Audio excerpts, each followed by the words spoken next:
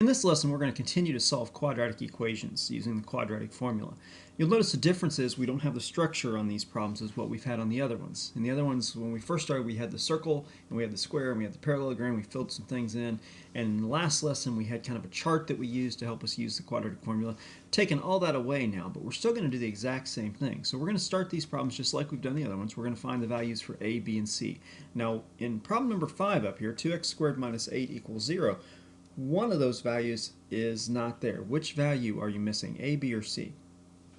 Alright, you're missing B, and so that means it's going to be 0. So A is going to be 2, B is going to be 0, and C is going to be negative 8. Okay, now go through and find the value of your three pieces. Remember, your three pieces are negative B, B squared minus 4AC, and 2A. And you can find those pieces by looking at that quadratic formula that's on your reference sheet if you need to. Okay, so go through and find the values for each one of these pieces. Alright, negative b is 0.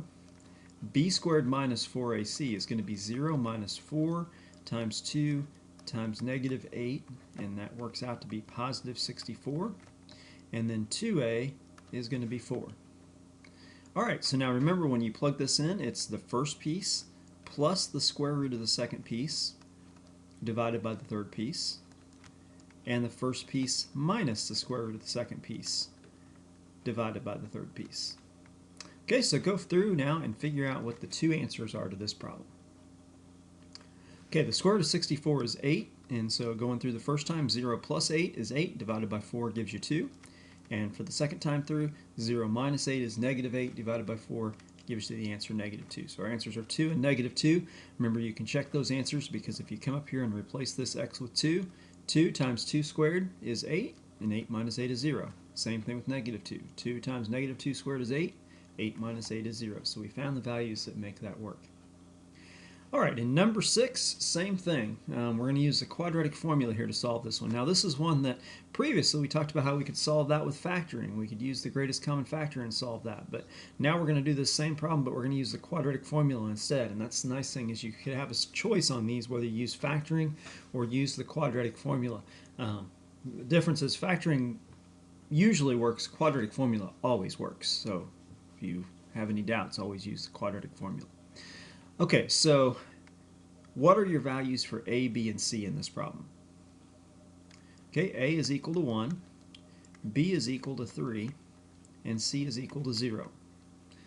Alright, so now we're going to find the values of our three pieces. So go through and find the value for negative B, B squared minus 4AC, and 2A. Okay, so your value for negative B should be negative 3. For b squared minus 4ac, it's going to be 9 minus 4 times 1 times 0, which just gives you 9. And then for 2a, it's going to be 2. So now when we write down our two pieces, go ahead and write down your two pieces, and then let's determine the value. Alright, so your first time through it would be negative 3 plus the square root of 9 divided by 2. And the second time it would negative 3 minus the square root of 9 divided by 2. Square root of 9, of course, is 3. So the first time it's negative 3 plus 3, which is 0, and 0 divided by 2 is 0. The second time through, negative 3 minus 3 is negative 6, and negative 6 divided by 2 is negative 3. So our answers are 0 and negative 3. If we had solved that problem by factoring, we would have had those exact same answers. Alright, now all the problems that we've done up to this point have always been equal to 0. If you come across a quadratic equation that's not equal to 0, your first step is going to always be to make it equal 0. To subtract, or do whatever you need to, possibly add to make it equal to 0 on both sides. So on number 7, we've got x squared minus 4x equals 12. Before we try to do the quadratic formula, we have to get it equal to 0. So how would you get rid of this 12? What would you do to the 12 to make it be 0? Well, you would subtract 12. So we're going to subtract 12, we're going to move it over to the other side here, and that's going to give us x squared minus 4x minus 12 equals 0. Okay, so now that we've got it equal to 0, we can use the quadratic formula. So go ahead and use the quadratic formula here and find the value of your two answers. Okay, let's see what you did. You should have had A is equal to 1, B is equal to negative 4, and C is equal to negative 12.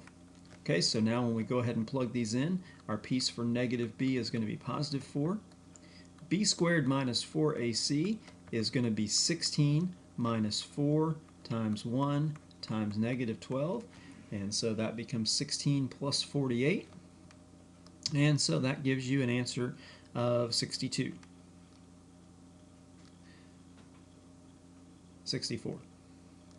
Okay, and then 2a gives you an answer of 2. Okay, so it's first piece plus the square root of the second piece divided by the third piece. So 4 plus the square root of 64 divided by 2, and 4 minus the square root of 64 divided by 2. Okay, now the square root of 64 is 8, and so the answers that you should have is 4 plus 8, which is 12. 12 divided by 2 is 6. 4 minus 8, which is negative 4 divided by 2, which is negative 2. And so our two answers are 6 and negative 2 on these problems. All right, number 8, the first thing we have to do is make this equal to 0. So what would your equation look like if you made it equal to 0?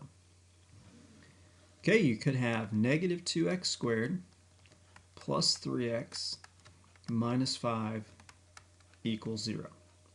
Okay, now go ahead and find your values for the three pieces you need for the quadratic equation. Okay, a is negative 2, b is 3, and c is negative 5. Okay, so now when we do negative b, that would be negative 3. b squared minus 4ac is going to be 9 minus 4 times negative 2 times negative 5. Okay, and so if we evaluate that, what we end up with here is 9 minus 40, which is negative 31.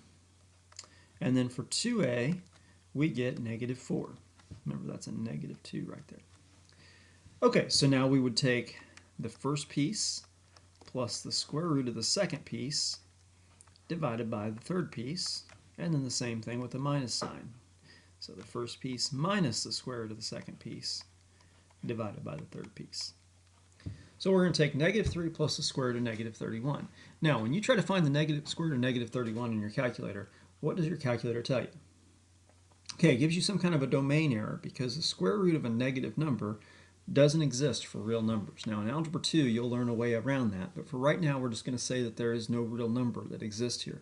And so since we can't take the square root of a negative number, what we're going to say here is that this has no solutions. No real solutions anyway.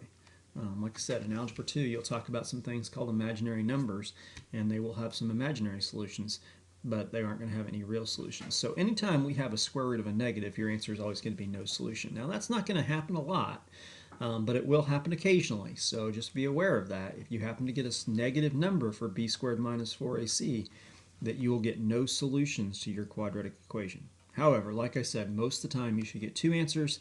Occasionally you'll only get one answer, and then occasionally you'll get no solution. But usually you'll get two answers, just like we did in number 7. Okay, so you should be able to solve any equation now that has an x squared in it by using the quadratic formula. So anytime you see an equation that has an x squared, you should try to use the quadratic formula.